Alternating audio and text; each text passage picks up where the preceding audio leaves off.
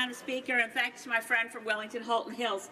I just want to return to this issue. It's obviously controversial in this chamber, of why it is that big oil has been exiting the oil sands. And there's no question it has been. I mean, the Marathon, Total, Statoil, ExxonMobil, ConocoPhillips, Imperial Oil.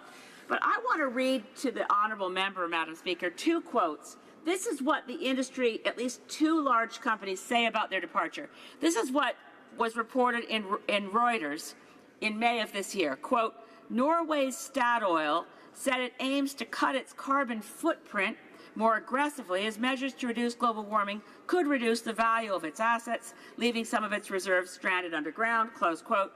And from Fortune magazine referring to Shell, quote, if Shell failed to prepare for this new energy landscape, it could wind up saddled with massive stranded assets, buried oil and gas that its shareholders paid billions to find, but that because of softening demand, the company found itself unable to profitably drill and sell, close quote. So there is a real phenomenon happening globally of large corporations examining the threat of the carbon bubble, and that they could end up with stranded assets. And unfortunately, bitumen is about the most heavy carbon-intensive fossil fuel product out there in the petroleum area. And I wonder if my honourable colleague has any comments on that. Yeah, member for Wellington Halton Hills.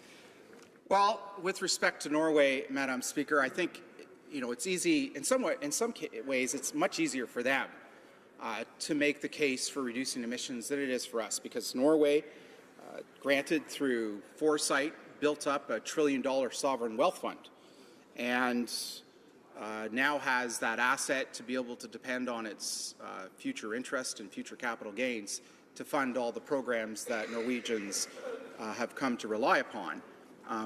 We don't have that here in Canada anywhere near that scale, and so I think Statoil and Norway's sovereign wealth fund in some ways are in an enviable position that we simply do not find ourselves in. What I do know is this.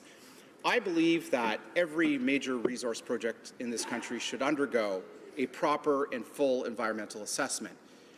But if we want to combat climate change and reduce emissions, the right way to do it is not by denying the construction of new pipelines or new highways or things like that. It's to actually properly price carbon, either through a regulatory approach or other approaches that will actually result in the reduction in emissions, rather than targeting the method by which we transport those products.